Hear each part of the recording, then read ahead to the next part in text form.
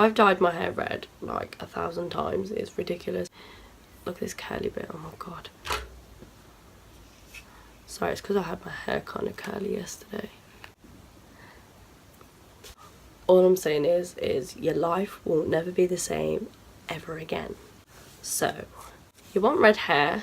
I wouldn't say I was an expert or that I was professional, but I do kind of know what I'm talking about when I am on the subject of red hair. People do ask me about the red hair and like what I have to do, and I will say like it is a major ball ache. The first step of obviously red hair is initially dyeing it red. So I use a product called I think it's L'Oreal, and it's called Magic Contrast.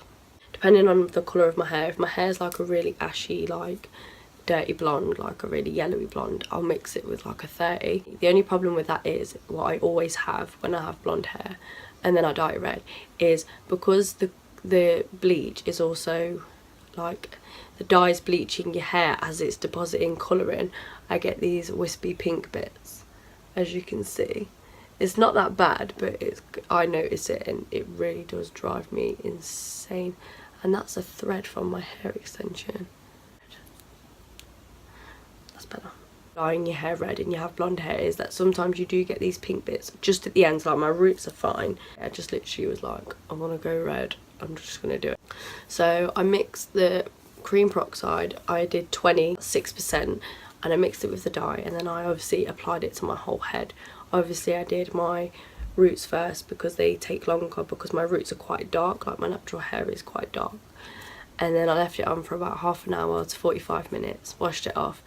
Now, this is where your life turns. I used to never care, like I never used to care about washing my hair with cold water. I never did it. I literally just used to have my normal shower and just wash my hair and have a nice hot shower. I've realised that that is not a very good combination, because when you wash your hair with hot water or warm water, it just bleeds. And don't use Head and Shoulders. Obviously cold showers are now my best friend. I have to wash my hair with cold water and it makes your head feel so weird and numb, and it's horrible. What I would recommend doing as well is, obviously over time it fades. You don't want to wash your hair too much as well. So I do not wash my hair, like I rarely wash my hair, probably like once a week. But getting a good dry shampoo just to keep it looking nice. Even before I had red hair, I rarely wash my hair. I hate washing my hair all the time.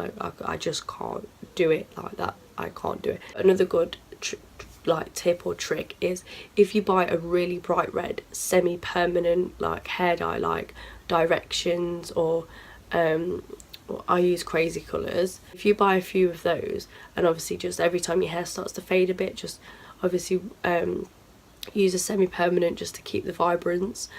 Or you could buy a semi-permanent and put it in your shampoo, so when you're washing your hair with the shampoo, it's opening your pores in your hair, but it's also depositing colour. So when you condition your hair, the conditioner obviously closes your pores and makes your hair soft. That will close your pores but also lock in a bit of that colour that you've just washed in, so you won't be losing as much colour as you would do if you just wash your hair. So that's another good thing. Rain, like if it rains, run, because you will just look like something out of a horror movie. It is ridiculous. It runs and it goes everywhere. If you're using a permanent hair dye like Magic Contrast with white clothes, you won't need to like worry. It won't rub and it won't transfer onto your clothes, especially if it's a permanent hair dye. It should contain itself.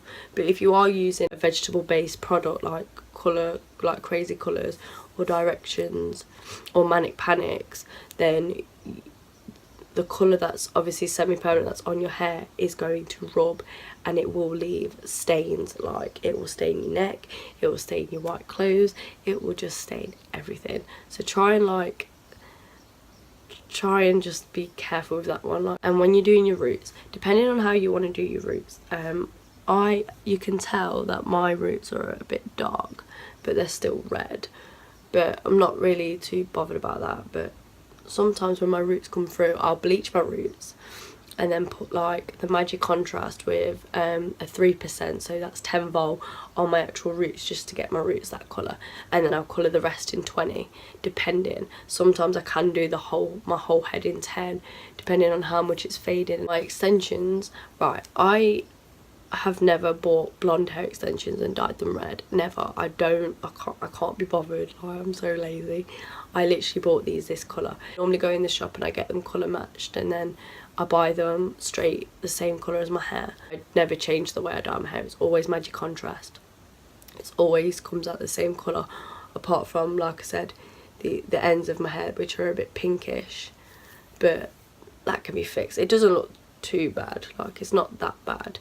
It is more or less all the same colour, and it does blend in really well. Like, I think you might be able to see the pinky bits, but that's the only problem I have. If your hair is like really bright blonde but it's damaged at the end, like you've got split ends and you've bleached it blonde and it's like a really vibrant like blonde, when you put, sometimes anyway, it happens all the time to me, no matter what colour, like no matter what volume of cream peroxide you put in with the Magic Contrast, when you dye your hair red, because the colour is obviously lightening underneath and depositing colour, because your ends are already so light from dyeing it so much, from dyeing it blonde, and obviously you've got it to like the blondest blonde, it can't actually lighten to deposit colour, so it just lightens and it deposits colour, so it goes like pink. It's really weird what it does, but it always does it to me, like every single time. But it's fine, because with the pink you can literally just put like a semi-permanent on it, like the XXL Swatchcraft Pillar Box Red, or the Manic Panic one, or the Crazy Colours. When my hair fades, I like it to fade to a pink colour. Some people like it to fade to an orange, so you might need to find the different variations of red colours. Like Magic Contrast does fade to like a pink, so I like that. I don't like it when it fades into an orange. Like, a lot of people do prefer it to fade to an orange colour, but me personally, I like it to fade to the pink colour. And I think it's easier to get it back like a vibrant red when it's faded to pink, even though the orange is a faded red. But I just like it, and I really like pink hair anyway. Like, I used to have bubblegum pink hair and I really liked it. Like I said, I'm not a professional, I'm not an expert, I literally have no idea what the hell I'm doing.